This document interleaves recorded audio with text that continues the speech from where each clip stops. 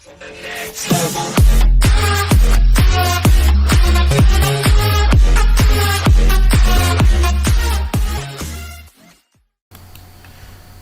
টিউটোরিয়ালে সবাইকে স্বাগতম। আজকের বিষয় বিবিএস দ্বিতীয় বর্ষ পরীক্ষা 2018 17 নং প্রশ্নের সমাধান অর্থাৎ ক্যাশ ফ্লো স্টেটমেন্ট নিয়ে আলোচনা করার চেষ্টা করব। দেখি উদ্দীপকে কি বলা হয়েছে। The comparative balance sheet of Adil limited are presented below, অর্থাৎ কম্পারেটিভ বলতে দুইটা ব্যালেন্স শিট এখানে একই সাথে দেওয়া আছে। তাহলে দেখি ব্যালেন্স শিটের কোন কোন সালের 2017 এবং 2018। প্রথমে হলো অ্যাসেটগুলো দেওয়া আছে, ক্যাশ ইন হ্যান্ড হলো 80,000 আর হলো 1 লাখ, অ্যাকাউন্টস রিসিভেবল 40,000 আর 35,000, ইনভেন্টরি 80,000, 1,30,000, ল্যান্ড হলো 50,000, 85,000, ইকুইপমেন্ট 4 লাখ আর 4,60,000, অ্যাকুমুলেটেড ডিপ্রিসিয়েশন ইকুইপমেন্ট মাইনাস করা আছে 50,000, 70,000, এই হলো 6 লাখ আর হলো 7,40,000। এবার liability and stock holders equity বা অনার্স ইকুইটি, অ্যাকাউন্টস পেয়েবল দেওয়া আছে 1,60,000 আর হলো 1 lakh, long term loan 1,80,000, 1,40,000, common stock মানে শেয়ার ক্যাপিটাল 1,20,000, 2 লক্ষ, রিটার্ন আর্নিং 1,40,000, 3 লাখ। এই ছিল দুইটা ব্যালেন্স শিট, এটা আমি ক্লোজ করে দিলাম। এর সাথে কিছু এডিশনাল ডাটা রয়েছে বা ইনফরমেশন। নিট ইনকাম ফর 2018 হলো 1,90,000, এই বছরের ইনকাম হয়েছে 1,90,000 টাকা। অ্যান্ড ইকুইপমেন্ট কস্টিং টাকা 50,000 with a book value of টাকা 40,000, অর্থাৎ একটা ইকুইপমেন্টের দাম ছিল 50,000, যেটার বর্তমান মূল্য হলো 40,000। এটা আবার বিক্রি করছি আমি 45,000 টাকা। তাহলে 40,000 টাকা আমার যখন কিনা ছিল 50,000, আমি যেদিন বিক্রি করব সেটার দাম অবচয় হওয়ার পরে দাঁড়াইছে 40,000 এবং সেটা বিক্রি করছি 45,000, তাহলে আমার লাভ হয়েছে 5,000। ল্যান্ড ওয়াজ পারচেস ফর টাকা 35,000 ইন ক্যাশ, এবং নগদে ল্যান্ড কিনছি মানে জমি কিনছি। ক্যাশ ডিভিডেন্ড অফ টাকা 30,000 ওয়ার পেড, এই বছরে ক্যাশ লভ্যাংশ প্রদান করছি 30,000। ইনস্ট্রাকশন কি কি, prepare a cash flow statement for 2018, এই ছিল আমার উদ্দীপক। তবে কিভাবে আমার এর সলিউশন হয় দেখি। তবে এখানে একটা কথা স্মরণ করিয়ে দিতে চাই যে এই অঙ্কটার সলিউশন দেখার আগে অবশ্যই আপনারা উদ্দীপকটা সামনে রেখে সলিউশনটা দেখবেন, তাহলে আপনার বুঝতে সহজ হবে বলে আমার বিশ্বাস। তাহলে আমরা অঙ্কে চলে যাই।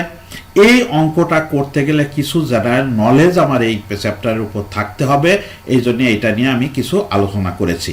তা প্রথমে আমাদের জানতে হবে নগদ প্রবাহ বিবরণী বা ক্যাশ ফ্লো স্টেটমেন্ট কত প্রকার। ক্যাশ ফ্লো স্টেটমেন্ট হলো 2 প্রকার, একটা হলো ডাইরেক্ট মেথড বা ইনকাম স্টেটমেন্ট মেথড, আর একটা হলো ইনডাইরেক্ট মেথড, বাংলায় প্রত্যক্ষ পদ্ধতি আর পরোক্ষ পদ্ধতি।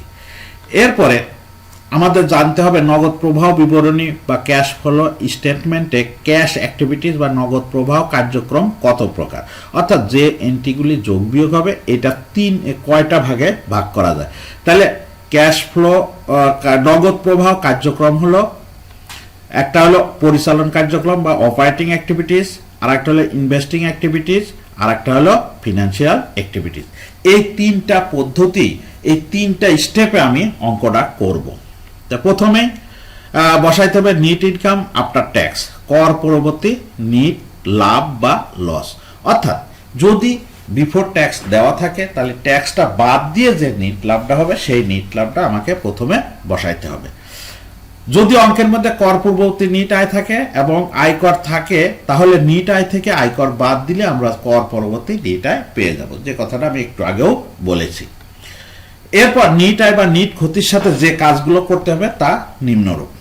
প্রথমে হলো অপারেটিং অ্যাক্টিভিটিস, পরিচালন কার্যক্রম। এটার মধ্যে কি আছে, নন ক্যাশ এক্সপেন্সেস বা অনগদ লেনদেন যোগ করতে হবে, যেমন depreciation, return of goodwill, pattern, preliminary expenses etcetera. যেগুলো নন ক্যাশ এক্সপেন্সেস সেগুলো কি করতে হবে, যোগ করতে হবে। তারপরে উল্লেখ থাকে যে নন ক্যাশ এক্সপেন্সেস বা অনগদ লেনদেন হলেও নগদ প্রবাহ বিবরণীতে আসে না এমন কিছু এন্ট্রিও নিয়ে আলোচনা করা হলো। এর মধ্যে একটি সম্পদের বিনিময়ে অন্য একটি সম্পদ অর্জন করলে, অর্থাৎ এটা কিন্তু অনগদ লেনদেন, কোনো লেনদেন কিন্তু নগদের বিনিময় নেয়। একটা জিনিসের সম্পদের পরিবর্তে সম্পদ, পুরাতন সম্পত্তির বিনিময়ে নগদ নতুন সম্পদ, তাহলেও কিন্তু এখানে আসবে না।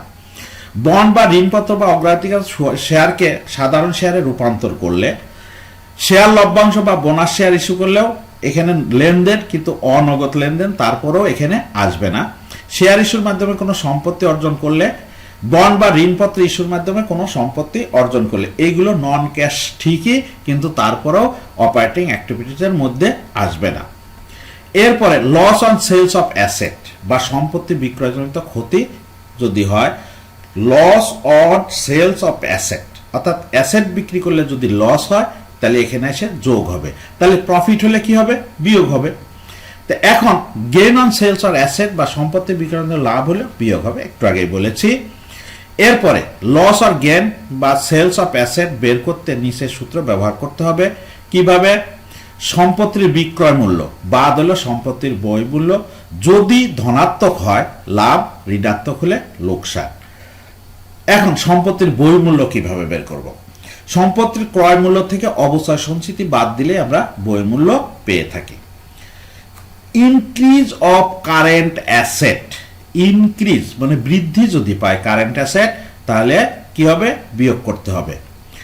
ডিক্রিজ অফ কারেন্ট অ্যাসেট, তাহলে যোগ করতে হবে।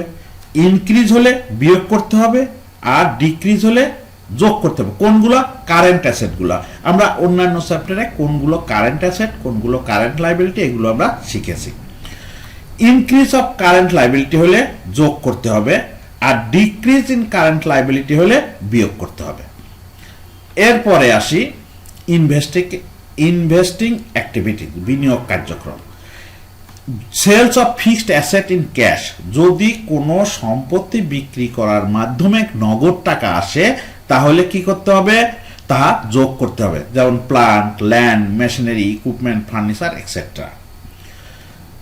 Sales of investment in cash, collection of loan বা বিনিয়োগ নগদে বিক্রয় এবং অন্যকে প্রদত্ত ঋণের টাকা আদায় হলে সেটাও যোগ করতে হবে। Purchase of fixed asset in cash, যদি কোনো সম্পত্তি ক্রয় করি, ফিক্সড অ্যাসেট ক্রয় করি নগদে, তাহলেও সেটা বিয়োগ করতে হবে, তাহলে নগদ টাকা চলে যাচ্ছে, এই জন্য বিয়োগ হবে। কিগুলো? Land, plant, machinery, equipment, furniture etcetera. Purchase of investment, যদি নগদে ইনভেস্টমেন্ট ক্রয় করে মানে নগদে বিনিয়োগ করি বা লোনের টাকা পরিশোধ করি, তাহলে বিয়োগ করতে হবে। এরপরে আসে ফিনান্সিয়াল অ্যাক্টিভিটিস। এদিকে issue of common share, preference share, debenture, bond on cash, ক্যাশের মাধ্যমে এগুলো যদি সাধারণ শেয়ার, অগ্রাধিকার শেয়ার, ডিবেঞ্চার ইস্যু করি তাহলে নগদ টাকা আসে, এই জন্য যোগ করতে হবে। টেকেন লোন বা ঋণ গ্রহণ করলে যে নগদ টাকা আসে তা যোগ করতে হবে। Sales of treasury share, treasury share যদি নগদে বিক্রি করি তাহলে যোগ করতে হবে। রিপেমেন্ট অফ লোন বা ডিবেঞ্চার, বন্ড, লোনের টাকা যদি পরিশোধ করে দিই তাহলে নগদ টাকা চলে যাচ্ছে, বিদায় বিয়োগ করতে হবে। Purchase of treasury share, treasury share যদি ক্রয় করি নগদে তাহলে নগদ টাকা চলে যাচ্ছে, এই জন্য বিয়োগ করতে হবে। Cash dividend and installment of lease paid, যদি নগদে লভ্যাংশ প্রদান করি, কোনো সম্পদ লিজ নিয়ে তার ইনস্টলমেন্ট দিতে হয়, তাহলে সেটা বিয়োগ করতে হবে, যেহেতু নগদ টাকা চলে যাচ্ছে। ওপেনিং ক্যাশ ব্যালেন্স, নগদ তহবিল যোগ করতে হবে, প্রারম্ভিক নগদ তহবিল যোগ করতে হবে। যোগ করার ফলে যদি আমার ওই সেই গত বছরের এবং গত বছরের সাথে ক্যাশের সাথে মেলে, তাহলে অঙ্ক হয়েছে বলে আমার বিশ্বাস। তো দেখি, gain on sales of asset যদি হয় সম্পত্তি বিয়োগ করতে হবে এবং লোকসান হলে যোগ করতে হবে। সম্পত্তির বিক্রয় মূল্য, বই মূল্য, এটা এই অঙ্কের বেলায় সম্পত্তির বিক্রয় মূল্য, যেহেতু আমার এখানে একটা এন্ট্রি দেওয়া আছে সম্পত্তি আমি বিক্রি করেছি, তাহলে সম্পত্তির বিক্রয় মূল্য হলো ৪৫,০০০ টাকা। আর বুক ভ্যালু আমি বের করব কিভাবে?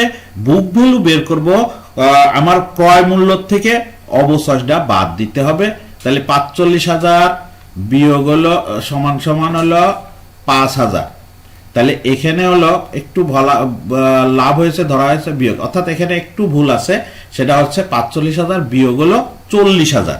এই 45,000-এর জায়গায় 40,000 হবে, তাহলে বিয়োগফল হলো 5,000। অর্থাৎ একটু আগেও বলেছিলাম যে 40,000 টাকার সম্পদ আমি বিয়োগ করেছি 45,000 টাকা, তাহলে এখানে এই 45,000-এর জায়গায় 40,000 হবে, তাহলে লাভ বিয়োগ হলো লাভ হয়েছে। এখন অবচয়ের পরিমাণ কিভাবে বের করব? 2018 সালের অবচয় সঞ্চিতি বিয়োগ হলো 2017 সালের অবচয় সঞ্চিতি যোগ হলো বিক্রিত সম্পদের অবচয়। তাহলে 2018 সালের অবচয় সঞ্চিতি আছে 70,000 বিয়োগ হলো 50,000 আছে 17 সালের, যোগ হলো বিক্রয়জনিত সম্পদের, যে সম্পদটা আমি বিক্রি করেছি সেই সম্পদের অবচয় আছে 10,000। সেটা কিভাবে বুঝলাম? কস্টিং ভ্যালু হলো 50,000 আর বুক ভ্যালু হলো 40,000, এই হলো 10,000।